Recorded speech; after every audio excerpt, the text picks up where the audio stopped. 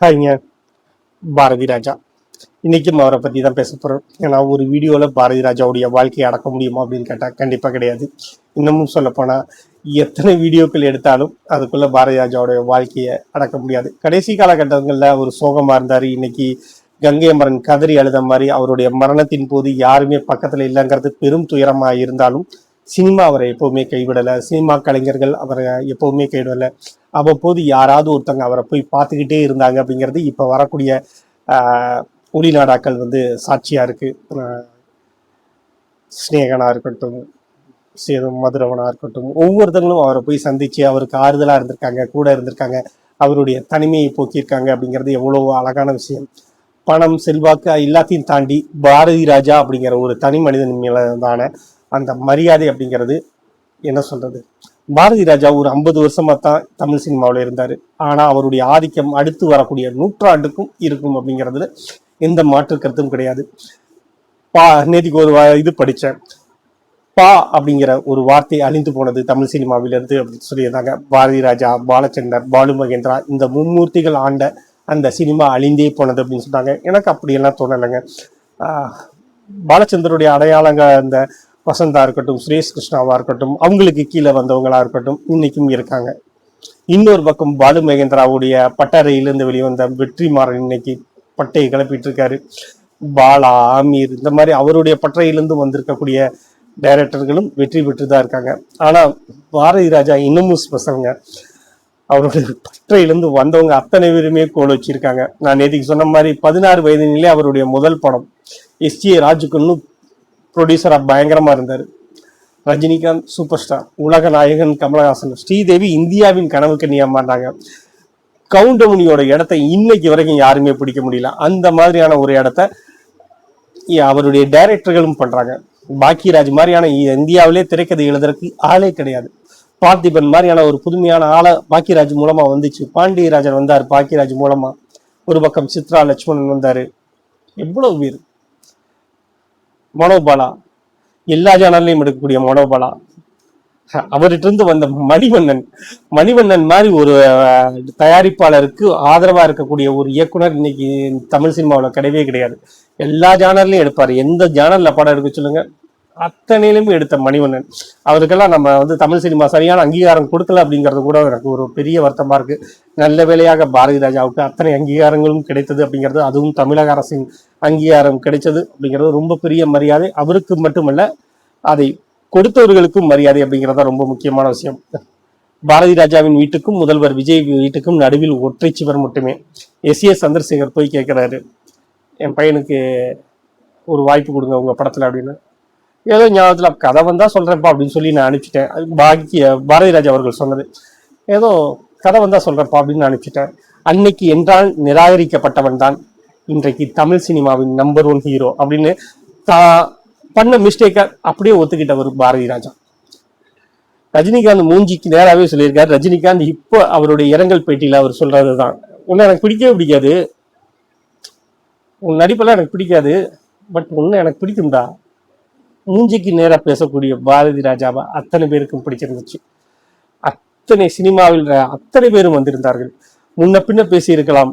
தியாகராஜன், குமார் ராஜா வெறுப்பாகி பேசக்கூடிய அந்த இதெல்லாம் தீ கங்கு போல் போங்கய்யா, இதெல்லாம் பொழப்பே இல்லையா அப்படின்னு மீடியாக்காரங்களை பத்தி பேசும்போது அது மீடியாக்காரங்கள் தவறா எடுத்துக்கலாம், என்ன வேணா எடுத்துக்கலாம். ஆனா அதுல நிஜமான விஷயம் என்ன கேட்டீங்கன்னா, பாரதி ராஜா அப்படிங்கிற ஒரு பெரும் இழப்பை சம்பாதிச்சு வரவங்ககிட்ட மைக்கை நீட்டிக்கிட்டு கேமராவை முன்னாடி கொண்டு வந்துட்டு நீங்க இதை பத்தி என்ன நினைக்கிறீங்கன்னா அவர் என்ன பதில் சொல்ல முடியும்? குறைந்தபட்ச நாகரீகங்களை மீடியாக்கள் இது பண்ணவே இல்லை அப்படிங்கிறத ஆகுது. பட் இளையராஜாவின் பேச்சுக்களை நான் எப்பொழுதுமே ஏற்றுக்கொள்ள மாட்டேன், இப்பொழுதும் நான் ஏற்றுக்கொள்ளவில்லை என்பது நிதர்சனம். வேற என்ன சொல்ல பாரதி ராஜாவை பத்தி? அவருடைய வசனங்கள் இது எப்படி இருக்கு? ரஜினிகாந்துக்கான அடையாள வசனம் அதுதான். அந்த வசனத்தை எழுதி கொடுத்தவர் பாரதி ராஜா. என்ன சொல்ல, டிக் டிக் படம் மாதிரி நேத்திக்கு வீடியோலயே போட்டிருந்தேன். டிக் டிக் டிக் படம் மாதிரி இன்னொரு படத்தை இன்னைக்கு கிரைம் த்ரில்லர் எடுத்துட முடியுமா? அந்த மாதிரியான ஒரு ஸ்கிரீன் பிளேயை கொண்டு வந்துட முடியுமா? அந்த மாதிரியான ஹீரோயினை கொண்டு வந்துட முடியுமா? அப்படிப்பட்ட ஒரு வித்தியாசமான வில்லன் கதாபாத்திரத்தை உருவாக்கிட முடியுமா?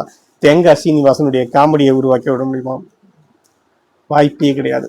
முதல் மரியாதை சிவாஜிக்கு வயசாயிடுச்சு அப்படிங்கிறத யாருமே உணராம சிவாஜிக்கு கலர் கலரா கோட்டு போட்டுக்கு விதவிதமா விக்கு வச்சுக்கிட்டு அவரை தோல்வியின் பாதையில கொண்டு செல்லும் போது இதெல்லாம் கிடையாது, நீங்கள் சிவாஜி நடிப்பின் ராட்சசன் அப்படின்னு சொல்லி அவர் எடுத்த படம் முதல் மரியாதை சிவாஜிக்கு முதல் மரியாதை செஞ்சது. ஆனா அந்த சமயத்துல யாருமே அந்த படத்தை நம்பல அப்படிங்கிறது தான் ரொம்ப வருத்தமான விஷயம். இளையராஜா கூட படத்தை நம்பவே இல்லை, அந்த படத்துக்கு அவர் சம்பளமே வாங்கல. பின்னால ஒரு நாள் சொன்னாரு, நான் அந்த படத்தை பார்த்துட்டு எனக்கு அந்த படத்து மேல எனக்கு நம்பிக்கையே கிடையாது, அவன் சம்பளம் கொடுக்க வந்தான் பாரதி ராஜா, நான் வேணாண்டா நீ வச்சுக்க, எப்படினாலும் இந்த படம் ஓட போகாது, ஊர் போறதுக்கு செலவுக்காவது வச்சுக்கோன்னு சொல்லி அனுப்பிச்சுட்டேன். அப்புறமா படம் பட்டையை கிளப்பிடுச்சு, நான் போய் சம்பளம் கேட்டா அதான் வேண்டான்ட்டு என்ன ஓடி போ அப்படின்ட்டு எனக்கு துரத்தி விட்டான் அப்படிங்கிற மாதிரி சிரிச்சுக்கிட்டே சொன்னாரு. அவ்வளவு அழகான நட்புகள் ஏதோ ஒரு காலகட்டத்தில் உடைந்து நறுங்கி நாசமாய் போனது காலத்தின் கொடுமையான விஷயம். நான் பிறந்து முதலா பார்த்த படம் நிழல்கள். எனக்கு இப்போ வரைக்கும் நான் நிழல்கள் நான் திரும்ப பார்க்கல. அப்பெல்லாம் செகண்ட் ரிலீஸ் தேர்ட் ரிலீஸ் இந்த மாதிரி வந்துடும் அப்படிங்கிறதுனால நான் ரொம்ப லேட்டாக தான் பார்த்துருக்கோம் நிழல்கள் படத்தை. அந்த படத்தோட வானம் எனக்கு போதி மரம், அந்த பாடல்களாக இருக்கட்டும் எல்லாமே பயங்கரமாக இருக்கும். நிழல்கள் ரவி அப்படிங்கிற ஒரு நடிகரை அப்படி கொண்டு வந்திருப்பாங்க. ஒருத்தர் ராஜசேகர் டைரக்டராக மாறினாரு. கிராமம் நகரம் இந்த மாதிரியான வேறுபாடுகள் எதுவுமே இல்லாமல் எல்லா ஜானர்லையும் படம் எடுத்த பாரதி ராஜாவுக்கு கிராமம் தான் அதிகமாக கை கொடுத்துச்சு அப்படிங்கிறது ஒரு அழகான விஷயம் தான். ஏன்னா அவர் அந்த மண்ணிலிருந்து தான் வந்தாரு, அந்த மண்ணை பற்றி பேசக்கூடிய சக்தி அவருக்கு மட்டும், தகுதி அவருக்கு மட்டுமே இருந்தது. குறிப்பாக கிழக்கு சீமையிலே அண்ணன் தம்பி பாசனா பாசமலர் பேசவும், இல்லைன்னா இன்றைய தலைமுறைக்கு திருப்பாச்சியும் வேலாயுதம் மட்டுமே தெரியும். ஆனால் கிழக்கு சீமையிலே அப்படிங்கிறது அவ்வளோ அழகா பேசியிருப்பாங்க, கிராமிய வாழ்க்கையை பேசியிருப்பாங்க. ஏஆர் ரகுமான்லாம் என்ன கிராமத்துக்கு படத்துக்கு என்ன இசையமைச்சரை போடுறாரு அப்படிங்கிற கேள்வி இருக்கும்போது எடுத்தோடனே கத்தாலங்காட்டு ஒளி அப்படின்னு ஆரம்பிக்கும். அந்த ஒரு வரி போதும். இன்னைக்கு அந்த படத்தோட டயலாக் அவ்வளவு எல்லாரும் ஞாபகம் இருக்கு. எனக்கா என்ன வேணாலும் செஞ்சிருவியான்னா செய்வேனே, அப்புறம் அந்த கையை வெட்டிப்பியா அப்படின்னு கையை டக்குன்னு வெட்டிக்கக்கூடிய அந்த காட்சிகள் இன்னைக்கும் நிழலாடும். கடைசியா கழுத்தெடுத்துப்பட்டு ராதிகா கிடக்கும்போது தியேட்டரே அழுதுச்சு. எனக்கு இன்னமும் நல்லா ஞாபகம் இருக்கு, தியேட்டரே அழுதுச்சு. இத்தனைக்கும் அங்க பெரிய நாயகர்கள்லாம் கிடையாது. நெப்போலியன் ஒரு வில்லன் நடிகர், ராதிகாவுக்கு மார்க் அவுட் ஆயிடுச்சு. விஜயகுமார் இரண்டாம் நிலையில இருக்கக்கூடிய ஒரு நடிகர். இவங்க எல்லாத்தையும் வச்சுட்டு சில்வர் ஜூப்ளி கொடுக்க முடிஞ்சது பாரதி ராஜாவால தான். இந்த படம் நல்லா இருக்கு அப்படின்னு தியேட்டர் நம்பி போனதுக்கான காரணமும் பாரதி ராஜா அவங்க ஒருத்தர் தான். கை கூப்பி தன்னோட திரையிலே காட்டிக்காம என் இனிய தமிழ் மக்களே அப்படின்னு ஒரு சிம்மக்குரலோட பேசுறாரு இல்லையா, அந்த வரிகள் இனிமேல் கேட்க முடியாம போகும் அப்படிங்கிறதே பெரிய வலிமிகுந்த ஒரு விஷயமா தான் எனக்கு தோணுது. அடுத்து கருத்தம்மாவை பத்தி என்ன சொல்றது, தமிழக அரசின் விருது பெற்ற படம். பெண் குழந்தை இன்னைக்கு இந்த தலைமுறைக்கு அவங்களுக்கு புரியறதுக்கான வாய்ப்புகள் கிடையாது. உசிலம்பட்டி சைட்ல பெண் குழந்தைகள் பிறந்தாங்கன்னா அவங்களுக்கு கள்ளிப்பால் கொடுத்து கொள்ளக்கூடிய மருத்துவச்சிகள் இருந்தாங்க. எவ்வளவு சட்டங்கள் போட்டாலும் எவ்வளவு தடைகள் போட்டாலும் அது தொடர்ந்து நடந்துகிட்டே தான் இருந்துச்சு. பெண் குழந்தைகள் அப்படிங்கிறது வீட்டுக்கு செலவு மட்டுமே அப்படின்னு நினைச்சிட்டு இருந்த ஒரு முட்டாள்தனமான மூடத்தனமான ஒரு சமூகம், ஒரு தலைமுறை நம் நாட்டுல இருந்திருக்கு அப்படிங்கிறது எவ்வளவு வலிமிகுந்த விஷயம். அதை பட்டவர்த்தனமா கூறிச்சு. அந்த பொண்ணு வளர்ந்து டாக்டர் ஆகி வரும். கருத்தம்மா தமிழ் சினிமாவின் அழிக்க முடியாத ஒரு படமா தான் இருக்கும். அதை விட முக்கியமான விஷயம், தேவர் காஸ்டையே அவரு விமர்சிச்ச படம் அது.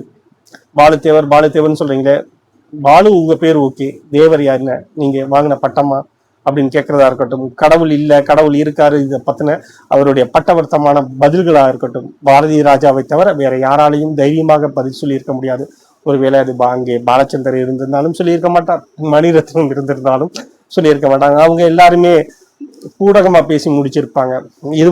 இருவர் படத்துடைய தோல்விக்கு காரணமே அதுதான். அந்த படம் கற்பனை அப்படின்னு அவர் போட்டதுதான் அந்த படத்தோட தோல்விக்கு காரணமா நான் நினைக்கிறேன். ஏன்னா அந்த படத்துல எந்த குறைகளும் கிடையாது. அந்த படத்தை கற்பனை அப்படின்னு முதுகெலும்பு இல்லாம போடுறது, இல்லைன்னா அங்கு முன் அழுத்தங்களின் காரணமாக போட்டதுனாலதான் அந்த படம் ஓடலை அப்படிங்கிறது நான் நினைக்கிறேன்.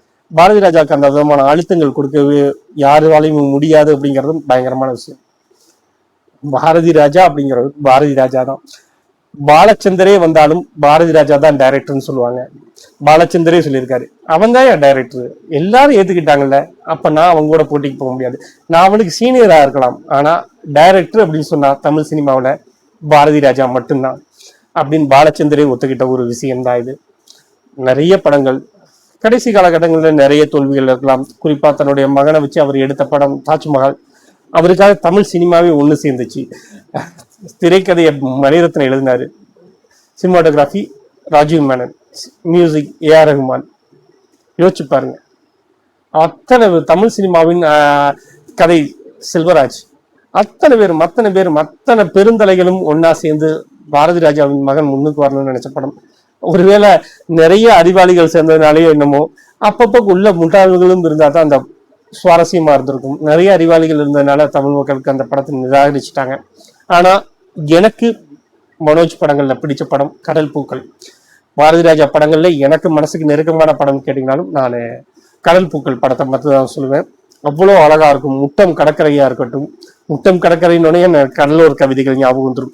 100வது நாள் மாதிரியான படங்களை பார்த்துட்டு ஸ்கிரீன்ல அப்போ உள்ள லேடி ஆடியன்ஸ் எல்லாம் வந்து பாத்தீங்கன்னா ஸ்கிரீன்ல சத்யராஜ் வந்தாலே மயக்கம் போட்டு விடுவாங்களாம். அந்த மாதிரியான ஒரு கொடூரமான வில்லனை கையில ஆட்டுக்குடியோட நிக்க வச்சு ஒரு படம் எடுக்க முடியுமா? அப்படி யோசிக்க முடியுமா?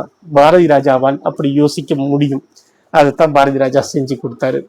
முட்டம் கடற்கரையில் இருக்கப்பட்ட அந்த கடலோர பூக்கள், அவங்களுடைய வாழ்வியல், அந்த இருவருக்குமான நட்பு, அதில் இருக்கக்கூடிய மிக மெல்லிய துரோகம், கடல் பூக்கள் பாரதி ராஜாவால் மட்டுமே யோசிக்கக்கூடிய படம். வேற என்ன சொல்ல?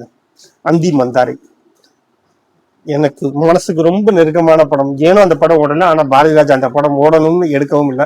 அவரை பொறுத்த வரைக்கும் அந்த படத்துக்கு விருது வேண்டும் அப்படின்னு தான் எடுத்தாரு. அந்த படத்துக்கு விருதும் கிடைச்சது அப்படிங்கிறது தான் சந்தோஷமான விஷயம். முதல் மரியாதையை நான் பேசும்போதே விட்டுடுற விஷயம், நடுத்தர வயதை தாண்டிய ஒருவருக்கும் இளம் பெண்ணுக்கும் இடையேயான காதல், அது எப்படி கொண்டு வரும் அப்படிங்கிறத பாரதி ராஜாட்ட தான் கற்றுக்க முடியும். எந்த விரசமும் இல்லாமல், எந்த வக்கிரமும் இல்லாமல் பேசக்கூடிய ஒரு படம். வடிவுக்கரசி அந்த சமயத்துல 20களில் இருந்த ஒரு பெண், ஆக நடுத்தர வயசு பெண்ணாக்கி அவங்களுக்கு கொடுத்த வசனங்கள், அது நம்ம வில்லியா நினைச்சாலும் அவங்களுக்கு சினிமாவில் ஒரு மறு வாழ்க்கையை கொடுத்துச்சு அப்படின்னு வடிவுக்கரசி இன்னைக்கு வரைக்கும் ஞாபகத்தில் வச்சிருக்கக்கூடியது. ராதிகா லண்டன் ரிட்டன், கிழக்கே போகும் ரயில்ல ஒரு பட்டிக்காட்டு கேரக்டர் கொடுக்குறாங்க. ராதிகா பட்டு கிளப்பிட்டு இருக்காங்க. ஒரு கட்டத்துல ஃபீல்ட் அவுட் ஆகிறாங்க. திரும்பவும் பாரதி ராஜா கூப்பிட்டு கிழக்கு சீமையிலே கொடுக்குறாரு. யோசிச்சு பாருங்க. திரும்பவும் அவங்க ஒரு ரவுண்ட் வர்றாங்க. பாரதி ராஜாவால் மட்டுமே மறுவாழ்வு கொடுக்கவே முடியும். அவங்களோட ஹீரோயின்ஸ் அவ்வளவு பேர், ராதிகா, ராதா, ரேகா, ரேவதி, அவங்க ஹீரோயின்ஸ் எல்லாருமே 6 வரிசையில் மட்டும்தான் வருவாங்க. அத்தனை பேருமே வெற்றி பெற்ற ஹீரோயின்கள், யாரும் சோடை போனது கிடையாது. தமிழ் சினிமாவோட முதல் பிளே பாய் அப்படின்னு சொன்னா அது ஜெமினி கணேசன். அதுக்கடுத்தது பார்த்தீங்கன்னா கார்த்திக் தான். கார்த்திக்கோட அறிமுகமும் பாரதி ராஜாவால் தான் நிகழ்ந்தது. அவ்வளவு அழகான படம். அழகில் ஓய்வதில்லை, மதங்களை தாண்டிய ஒரு காதலை பற்றி பேசின படம். அன்னைக்கு மிகப்பெரிய அதிர்வுகளை ஏற்படுத்தி இருக்கக்கூடிய படம், செம்மத்தியான படம். அதுக்கடுத்து திரும்பவும் ராதா வச்சு எடுத்த படம் காதல் ஓவியம். பாரதி ராஜாவின் மனசுக்கு ரொம்ப நெருக்கமான படம். படம் சரியா போகல, ஆனா இன்னைக்கு வந்து பாருங்க, அந்த சினிமாட்டோகிராஃபியா இருக்கட்டும், அங்க வச்சிருந்த ஷார்ட்ஸா இருக்கட்டும், சீன் பேப்பர்ஸா இருக்கட்டும், நான் சினிமா பத்தி அதிகமா பேசிட்டு இருக்கேன், அவ்வளவு அழகியலா இருக்கும். இன்ட்ரோல் வரைக்கும் பாத்தீங்கன்னா மொத்தமே ஒரு 4-5 பாத்திரங்கள் மட்டும்தான் இருக்கும். துணை நடிகர்கள் கூட்டம் கூட இருக்காது. இடைவேளைக்கு அப்புறமா தான் கொஞ்சமாவது, ஜனகராஜ் வந்ததுக்கு அப்புறமா தான் கொஞ்சமாவது காட்சிகள் இருக்கும். அந்த மியூசிக், இளையராஜா ஒரு மேஸ்ட்ரோ அப்படிங்கிறத நம்ம சொல்லணும்னா அந்த படத்தை பார்த்தாலே தெரியும்.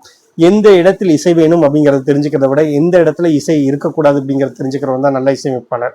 அதை இளையராஜா பக்குவமா செஞ்சிருப்பாரு. ஃபர்ஸ்ட் ஹாஃப்ல நிறைய காட்சிகளே இசை இருக்காது, வெறும் வசனங்களும் இருக்காது, வெறுமன காட்சிகள் மட்டும்தான் ஓடிட்டு இருக்கும். நம்ம மனசுக்கு நெருக்கமா மாறும். நம்மளே கொஞ்ச நேரத்துக்குள்ள அதுக்குள்ள போயிட்ட மாதிரியான ஒரு ஃபீல் ஆகும். அந்த கதைகள்ல இன்னைய தலைமுறைக்கு அந்த கதைகள்ல நிறைய விஷயங்கள் இருக்குங்கிறதுனால கிரிஞ்சா தோணும். அப்படிங்கிறனாலே நான் அந்த படத்தோட விமர்சனங்களை நான் பண்ணவே இல்லை. ஆனாலும் அதுவும் என் மனசுக்கு நெருக்கமான படம் தான். பாரதி ராஜா நகர படங்களில் தோல்வியுற்றார் அப்படிங்கிறது ஒரு வகையில நம்ம ஏத்துக்கதான் வேணும். கடைசியா எடுத்த பிரியாமணியை வச்சு எடுத்த படமா இருக்கட்டும், அதெல்லாம் கொஞ்சம் வேண்டாமே, பாரதி ராஜா அதை பண்ணியிருக்க வேண்டாமே அப்படின்னு நினைச்சிருக்கலாம். ஆனா பாரதி ராஜா எல்லா ஜானரையும் தொடரணும், எல்லாத்துலயுமே வெற்றி பண்ணணுங்கிறதுல ரொம்ப கவனமா இருந்தாரு. சிகப்பு ரோஜாக்கள், ஒரு கைதியின் டைரி, அதெல்லாம் நினைச்சு பார்க்கவே முடியாது. அந்த படத்தை ஒரு கைதியின் டைரி படத்தை திரும்பவும் ஹிந்தியில ஆக்ரி ரஸ்தா அப்படிங்கிற பேர்ல பாக்கியராஜ் எடுத்து இந்தியா ஃபுல்லா பிரபலமானார். இந்தியா ஃபுல்லா. ஸோ பாரதி ராஜாவை பத்தி என்ன சொல்றது, பேசிக்கிட்டே போகலாம். எவ்வளவு அவருடைய படைப்புகளை பத்தி அவ்வளவு பேசலாம். அவருடைய பேச்சுக்களை பத்தி, வாழ்க்கையை அப்படி கொண்டாடினவர். 70 வயசு 80 வயசுல அவர் கொடுக்கக்கூடிய இன்டர்வியூல கூட நீங்க என்னவா, இதுக்கு மேல நீங்க என்ன பண்ண போறீங்கன்னா, நான் இன்னொரு பிறவி கிடைக்குமாங்கிறது எனக்கு தெரியல. யார் வேணாலும் சொல்லலாம் 7 பிறவிகள் இருக்கு அப்படின்னு யார் வேணாலும் சொல்லலாம். ஆனா நான் மனுஷனா பிறப்பான்னு தெரியல. புல்லா பிறக்கலாம், பூண்டாய் பிறக்கலாம், ஆடாய் பிறக்கலாம், மாடாய் பிறக்கலாம். ஆனால் நான் இப்பொழுது மனிதனாய் பிறந்திருக்கேன். நான் இந்த வாழ்க்கையை வாழ விரும்புறேன், எதெல்லாம் அழகோ அதெல்லாம் ரசிக்க விரும்புறேன், நான் இந்த வாழ்க்கையை கொண்டாடுறேன், நான் ஒரு நாள் இல்லாம போயிடுவேன் அப்படிங்கிறது எனக்கு மனசு கணக்குது அப்படின்னு மரணத்தை வெறுத்தவர். எல்லாரும் மரணத்தை ஏத்துக்க தயாராகிடுவாங்க ஒரு கட்டத்துல.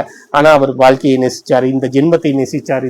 அவருக்கு நிறைய சோகங்கள் இருந்துச்சு, நிறைய வலிகள் இருந்துச்சு, நிறைய வேதனைகள் இருந்துச்சு, நிறைய கண்ணீர் இருந்துச்சு, நிறைய அத்தனையும் தாண்டி அவர் இந்த வாழ்க்கையை நேசித்தார். இந்த உடல், அவர் சொல்லுவாரு, முதல்ல உங்களை நேசிங்க. இந்த காது இப்படித்தான் இருக்கும், இந்த அளவு தான் இருக்கும், இது உனக்கு மட்டும்தான் இருக்கு, இந்த மூக்கு இவ்வளவுதான் இருக்கு, அது சப்பையா இருக்கு, கருப்பா இருக்கு, இதெல்லாம் கிடையாது, அது உனக்கு மட்டும்தான் இருக்கு, உனக்காக படைக்கப்பட்டது. சோ அதை நீ நேசி. நீ உன்னை நேசிக்காவிட்டால் வேறு யார் உன்னை நேசிப்பார் அப்படின்னு அப்படி வாழ்க்கையை கொண்டாடின மனுஷர் பாரதி ராஜா. என்ன சொல்ல, இன்னைக்கு இல்ல, எல்லாருமே ஒரு நாள்ல இல்லாம போயிடுவோம், ஒரு நாள்ல காணாம போயிடுவோம், கொஞ்ச நாள்ல நம்மளை எல்லாருமே மறந்து போயிடுவாங்க. ஆனா பாரதி ராஜாவை மறக்கிறது அவ்வளவு சுலபம் கிடையாது அப்படின்னு நினைக்கிறேன். அவரை பற்றின பதிவுகள் திரும்ப திரும்ப வரும்போது அவ்வளவு அழகா இருக்கு. அவ்வளவு என்ன சொல்ல, இப்படி ஒரு வாழ்க்கையை ஒரு மனுஷன் வாழ்ந்திருக்காரா அப்படின்னு. நிறைவான வாழ்க்கை. கடைசி நேரத்துல உடல்நல குறைவுகள் அதெல்லாம் ஓகே, மனோஜி இருந்திருக்கணும், அது மட்டும்தான். கங்கை அமரன் அரற்றி அழுதது இன்னைக்கும் வலிக்குது.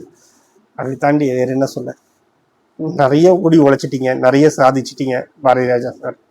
உங்களுடைய ஆன்மா இளைப்பாறட்டும், அமைதியா இருக்கட்டும். இன்னொரு பாரதி ராஜா கண்டிப்பா கிடையாது, அதை நாங்க உங்களுக்கு வாக்குறுதியாகவே கொடுக்குறோம். அது நீங்கள் வாழ்ந்த வாழ்வு, நீங்கள் வாழ்நூடி வாழ்ந்த வாழ்வு.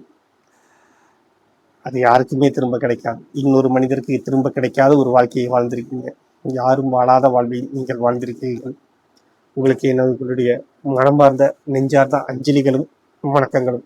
எங்கிருந்தாலும் நீங்கள் எங்களை ஆசீர்வதிப்பீர்கள் என்று நம்புகிறோம். நன்றி.